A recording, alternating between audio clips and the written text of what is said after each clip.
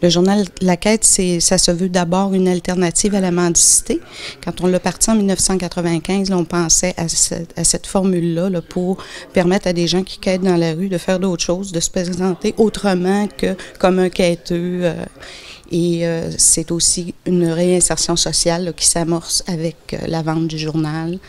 Il y a des règles pour vendre les journaux, alors ça permet de faire plein d'apprentissages. Alors les camelots, on a l'habitude de dire qu'ils sont en business. Hein? Ils achètent le journal, ils achètent 2 $ et le revendent dans la rue. Le prix suggéré, c'est 4 $. Ils ont un territoire à respecter et des règles de vie là, sur la rue là, pour vendre le journal. Aujourd'hui, c'est les camelots qui ont demandé ça. Ce qu'ils veulent, c'est d'avoir plus de territoire pour vendre la quête. Alors la quête, ça prend un espace public piétonnier pour pouvoir le vendre. Et il n'y en a pas beaucoup là, qui sont très fréquentés là, à Québec. Hein. C'est pas comme à Montréal, les entrées de métro où c'est facile. Alors, ils voudraient avoir accès, par exemple, à l'Assemblée nationale, avoir accès à d'autres espaces publics. Là.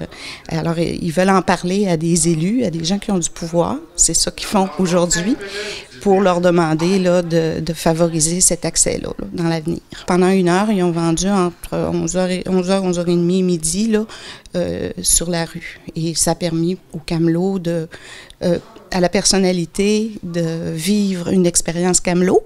Alors, le personnage public a sa carte de vendeur de la quête et doit suivre aussi les règlements et pouvoir amorcer là, un échange là, avec les camelots sur leurs revendications. C'est une activité qui est bien encadrée, qui aide vraiment des gens aussi,